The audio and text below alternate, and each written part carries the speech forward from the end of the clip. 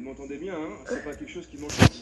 Franchement, je suis très bien sur PlayStation, je serais bien resté sur PlayStation, mais les choses sont comme ça que, bah voilà, comme je joue à Call of, l'exclusivité des DLC sur Xbox, je suis vraiment contraint, je suis pas content du tout. J'aurais vraiment préféré rester sur PlayStation. Ça me fait chier, comme pas mal de gens, j'imagine, qui sont sur PlayStation et qui vont sur Xbox One, ça les fait chier, mais c'est comme ça, voilà. On peut gueuler ce qu'on veut, on ne pourra rien changer de toute façon.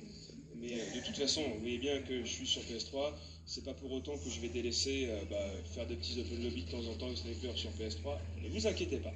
Voilà, donc du coup j'ai blablaté, je me suis pas vraiment concentré pour gagner mes points d'XP. Je vois pas grand monde, alors c'est vrai que les maps sont relativement grandes, donc il y a des fois c'est pas forcément facile, merde putain, en plus si je manque de précision ça va pas le faire, c'est pas forcément facile d'arriver à faire pas mal de frags. C'est vrai que sur ce jeu-là, au niveau du kill feed, merde, pas mal de difficultés vraiment à faire de la feed sur ce jeu-là, parce que les maps sont grandes, il n'y a pas d'insertion tactique, il n'y a pas le mode guerre, etc. Donc finalement, ça réduit vachement les possibilités et c'est bon là, la première partie, donc du coup, je suis pas forcément très OP. Je vais devoir me concentrer un peu plus. Donc voilà, donc c'est pas forcément très opportun pour faire de la feed.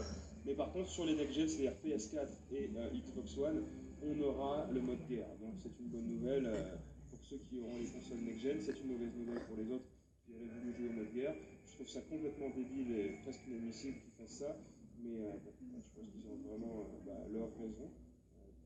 Ah, une LSAT avec le détecteur de siffle. T'imagines? Le retour à l'enfer. Effectivement, il faudrait que je me concentre déjà. On peut critiquer pas mal de choses sur Ghost, mais on peut donc aussi donner pas mal d'avantages sur les personnalisations, etc. Ils ont quand même retiré la grenade UM, ça c'est une bonne chose, surtout pour nous. Donc je vais quand même essayer de me concentrer, parce que là c'est vraiment horrible. J'essaye de penser à ce que je vais dire et je me concentre pas du tout sur le jeu. Et finalement, bon, la vidéo doit pas non plus durer 50 heures. Hein.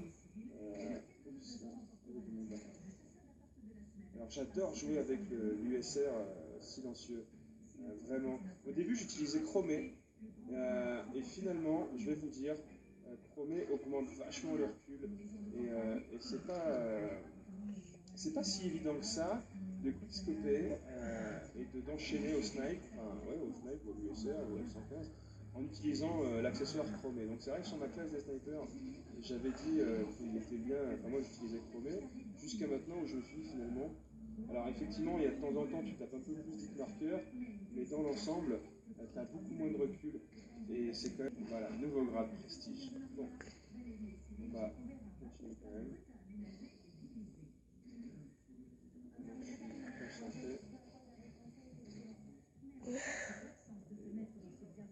Et on peut voir aussi que j'ai l'USR en or. Voilà, donc je me suis fait chier à le passer parce que c'est chiant. Oh le chien, les chiens, c'est vraiment un truc de bâtard dans ce jeu-là. Regardez ça. Tu peux absolument rien faire. Une fois qu'il t'a vu, t'es mort. Voilà. Il n'y a pas d'autre explication. Une fois qu'il t'a vu, t'es mort. Donc ça fait chier. J'aime vraiment pas. Je trouve que, en règle générale, tous les killstreaks, etc., la balance est plutôt correcte, sauf au niveau des chiens où c'est vraiment abusé. Je veux dire, je peux comprendre qu'il n'y a pas beaucoup de. Le niveau de vie est faible. On tombe assez rapidement, etc. Ça